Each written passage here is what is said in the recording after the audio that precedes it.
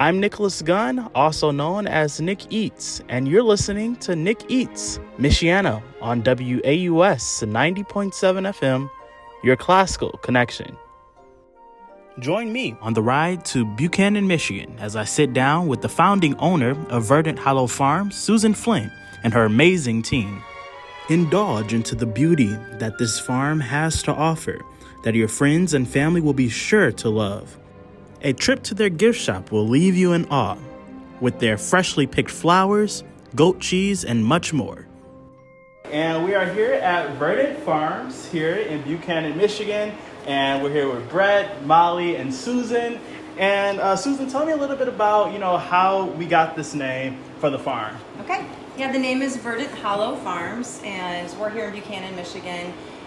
The property was previously owned by a farm family, and the name, when they owned it, was called Frog's Hollow Farm. So we wanted to keep a thread of that historical naming with us, as a nod to everything that's come before us and being stewards of the land now. So it's called Verdant, which means green and lush. All right, sounds good. And we have, what do we have here?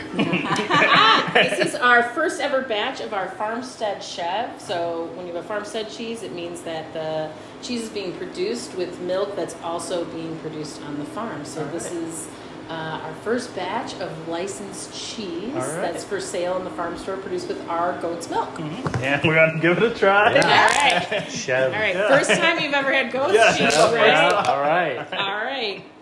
Do you like the way goats taste? I've never had goat at all. I'm just kidding. I'm just kidding.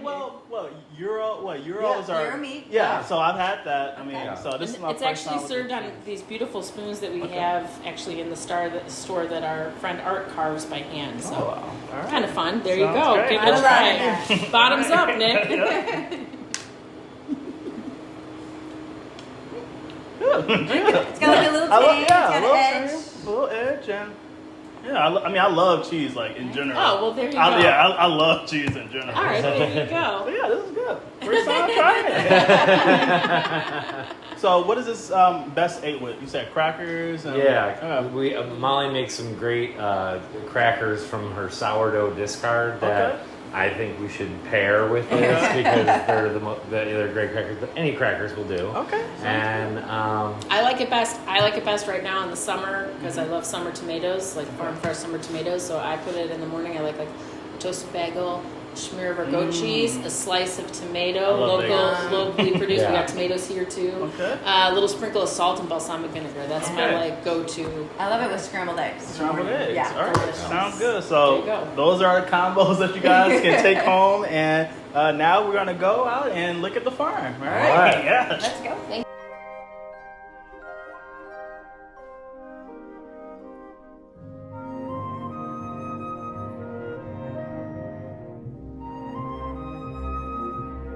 And we're here at your beautiful farm, Verdant Farms. Can you tell me a little bit about, this space and a little bit about yourself? Sure, yeah.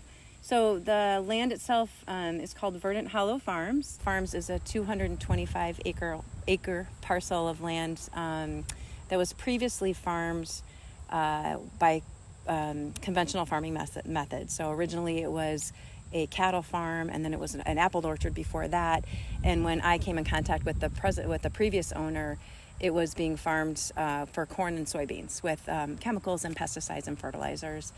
And what we wanted to do when we purchased the property was restore the soil health. So that was one of the first things that we did, is we started cover cropping and planting a bunch of crops that would help fix the nutrients in the soil and take out any toxins. And then from there, we added animal systems. We started to install solar panels because we wanted to start to be very conscious about the way we used and created energy. We had a rain catchment system that we designed and we put in over all the buildings, so we catch our rain and we feed that to the animals and actually help to water our gardens as well. And then started to figure out what we were going to do with the animals, so we made some connections with local people in our neighborhood and beyond to help provide them with eggs or meat from our animals, some protein, either goat or chicken eggs. And then recently we received a grant from the state of Michigan and built out a goat dairy. So we take our goat's milk and are now producing goat cheese. And along with that, we got a grant to open up a farm store here on the property. So today is our first day of having our farm store open. All right. So Sue, tell me a little bit about the different things that are here on the property here. Yeah, sure. So where we are sitting in front of actually is one of the things we have here on the farm that's a little bit unique. This building is it's 1860s dairy barn that was renovated in the 70s, in 1970. And the woman that I purchased the property from, she was living in this. She raised her family in that barn. And they loved barns, and they had it renovated into a living space. And when we acquired the property, we decided to renovate it also a little bit more and kind of update some of the things on the inside. And now we rent it out via Airbnb for people to come and stay here on the farm. And they're welcome we invite them to do farm chores with us and kind of tour around. So it's a great way for people to come and stay and experience what it's like to be living on a farm. Another thing that we do here is we do goat hikes on the weekends with our goats. And that's one of the ways you can see different areas of the farm. We've got a couple of ponds on the farm. We have a lot of forested land. We have some beautiful trails to hike through. A lot is in pasture land, about 50 acres is pasture land, but everything else is natural. And we have an abandoned quarry out there that we've even yet to explore out that way. So a lot of areas that we don't even know that much about yet. So we're excited to kind of explore the greater lengths of the property. We have animals here. So we have goats, chickens, pigs. We have a llama. We have bees. And then we also do gardening. So we have a organically certified garden where we grow herbs and flowers and fruits and vegetables. So those are kind of the things that we're up to.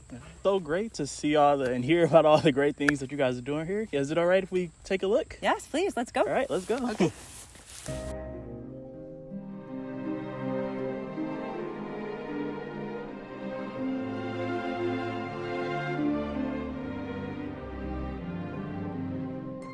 Sue, so we're now here inside, this beautiful place here on your property. Tell me a little bit about this place. Okay, yeah, we call this space the Black Barn. So this is the inside of the 1860s dairy barn that was a working structure here on this farm long ago. And the family that we purchased from renovated the inside so they can live in here. Interesting fact about this space is it has no interior walls. Everything is open, so everything is lofted. The hay lofts, the original hay lofts, were turned into bedrooms.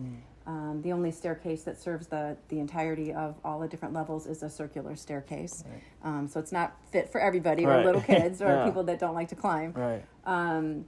But the architect Stanley Tigerman was a very well-known Chicago architect at the time. He's no longer alive. And he really wanted to keep this as like the black exterior turning inward to some kind of mysterious thing happening on the inside. He used a lot of angular windows. All of the systems in here are marked, they're painted by the structure or the system that was used in submarines. So the blue is electrical, the red is HVAC, and the yellow is plumbing. So it's all kind of color-coded to the function of what happens in here. And all the original beaming is from the building of the barn in the 1860s, so it's got marks where people roughed out the beams that are used to erect this building. So it's somewhat historical, and it's someone, kind of like it has walked its way through the different eras of time, and now people get to be in here, and we rent this out to guests so they can enjoy the space. Yeah, all right. Well, sounds great. Let's go more places around this farm. Okay, great. All right. Yeah.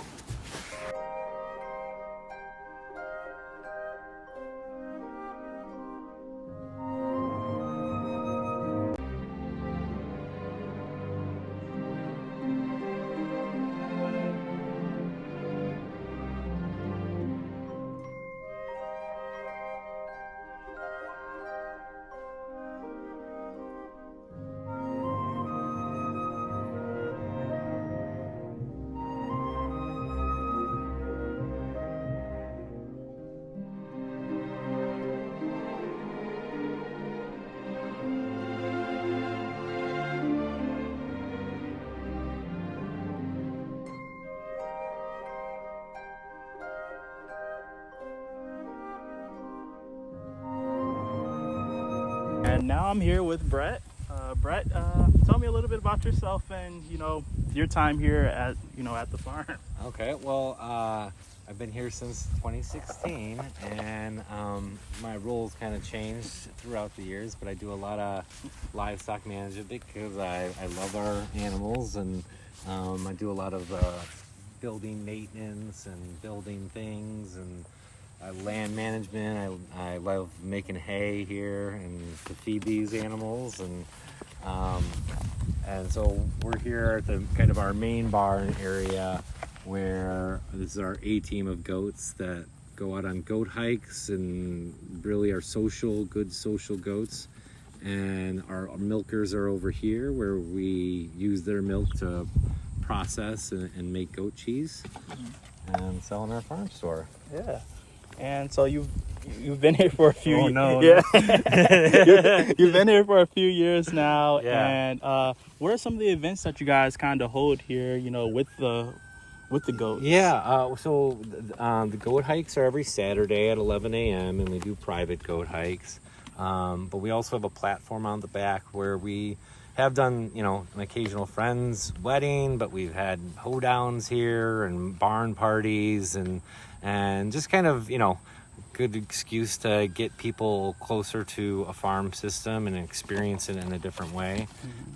We've done goat snuggles where when our babies are born. So in order to socialize a goat well and make them good for milking, you want, many human hands on them early on so they feel more comfortable when we're milking them later down the line. And it's good for our goat hikes as well, because we want social animals that are comfortable with human interaction. Right. Yeah, and that kind of goes into, your creamery, right? That just kind of started opening. Your wife is there. Yeah. So she makes this wonderful goat cheese, and she's been doing it for us for a while, but we now are licensed to sell it. So that's a big step in this farm. And I think, once people get a taste of her goat cheese, it'll bring them back more to the farm store. So it's kind of like the final culmination of years of having the goats and using their milk for soap is something that we can sell, and we've sold a lot of, but we want to be able to sell that goat cheese, and the chev that she makes is great. So. All right, well, sounds good. Now let's go to the creamery. Okay. All right. All right, so now we're here with Molly, and Molly, your career is being a personal chef. You're a personal chef. Yep. Tell me a little bit about that. How did you end up here? So I was private chef for a beautiful family in Chicago and ended up really getting close to them. And so the woman who owns the farm, Susan, is the woman that I work for in Chicago. I actually worked for her since I was 23, so 22 years. Yeah. So we have a long relationship. And she, somewhere in 2015, 2016, she decided, we talked about creating a project together, and this is kind of what we came up with. Right. So she likes to call it her love letter to the land, which I always quote. I quote her more than she does. I just love that because that's how it feels being here, right. I think. And so just kind of the idea is that, multi-species livestock, organic produce production. We also produce organic eggs, but all kind of under the idea of restoring the ecosystem here at the farm. So yeah. Yeah.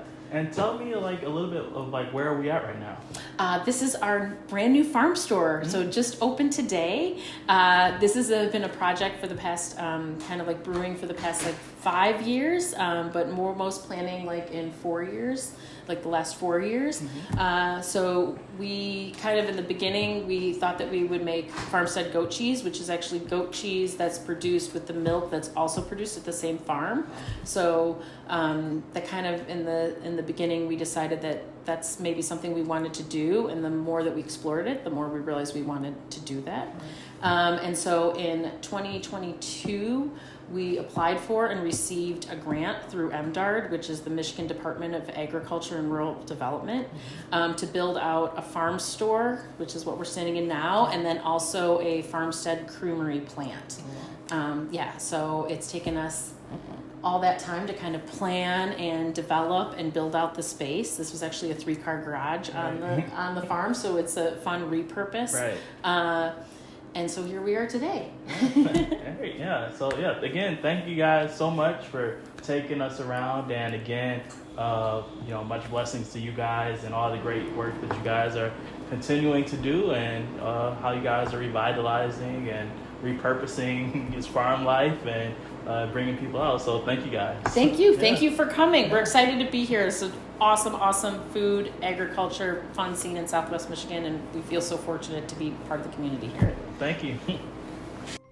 Thank you for listening to Nick Eats, Michiana on WAUS 90.7 FM, your classical connection.